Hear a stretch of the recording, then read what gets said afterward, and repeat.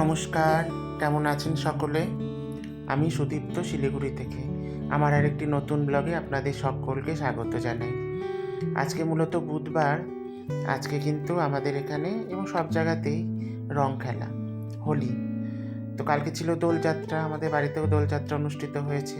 তো আজকে হোলি সকালবেলা উঠে মার সাথে কিছুক্ষণ কথা বলে, মনামাসির সাথে গল্প টল্প করে তারপর একটু ছাদে আসলাম।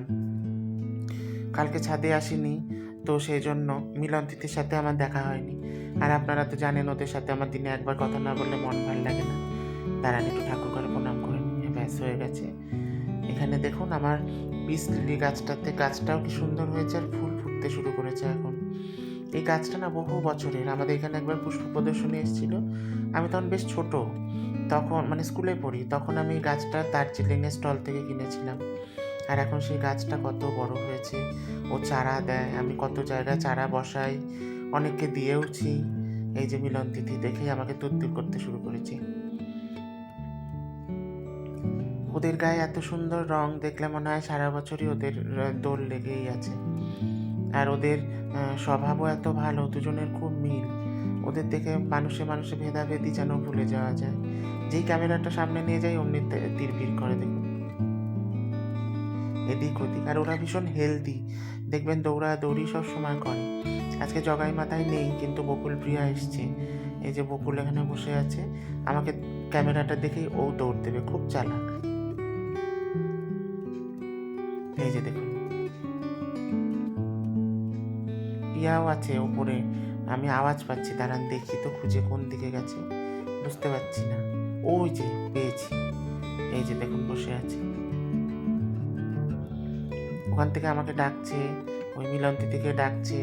বন্ধু বান্ধব তো সব, ওরাও হয়তো দোলযাত্রায় উইশ করতে এসছে বা ওদের মতো করে খেলবে, সেটা আমরা বুঝবো না। এই যে ও দৌড়াদৌড়ি করছে,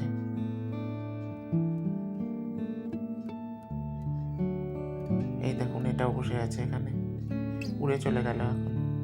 তারপরে আমাদের ব্যালকনিতে আসলাম, আর এটা আমাদের নিচের যে দরজা, নিচের ঘরে ঢোকার সেই দরজার সামনে আমার মা অনেক বছর আগে লাগিয়েছিল এই গাছটা, ল্যাভেন্ডার ডিউ গাছ।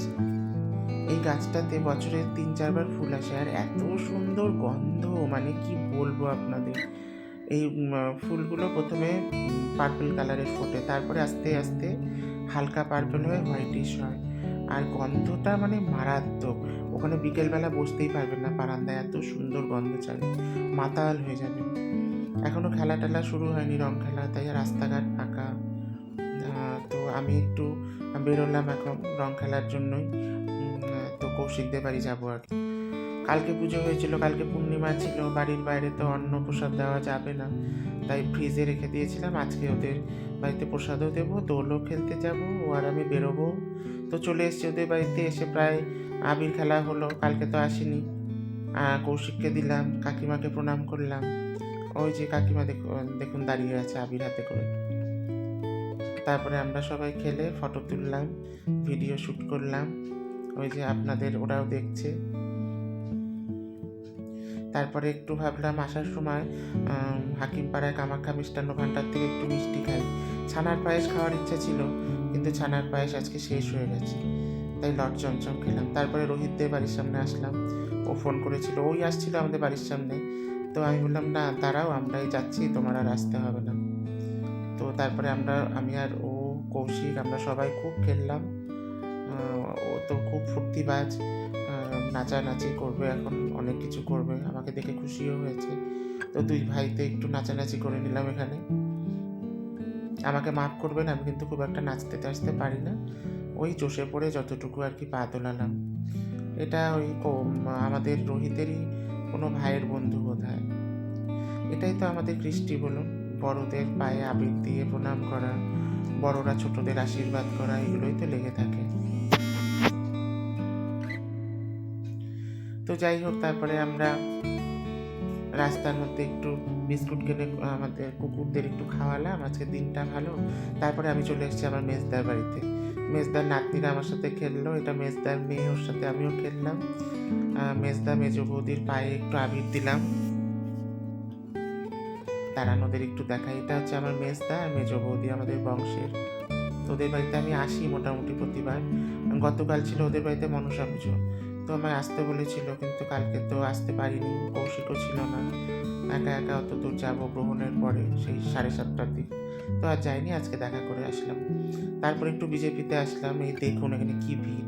আমি যদিও একটু ফাঁকায় দাঁড়িয়ে আছি, সামনের দিকটাতে মারাত্মক ভিড়। সবাই এখানে আসে, খেলাধুলা সব হয়, গল্প গুজব, অনেকদিন পরে সবার মিট আপও হয়, এটা যেন একটা মিলন মেলা।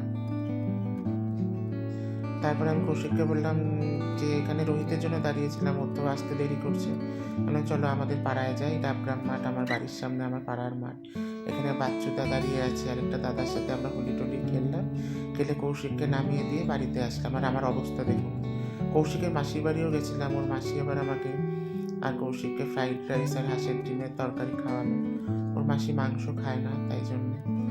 তারপর খেয়ে টেয়ে এসে এখন ভাবছি স্নান করব, আপনাদের বাইরেটা একটু দেখিয়ে নিলাম।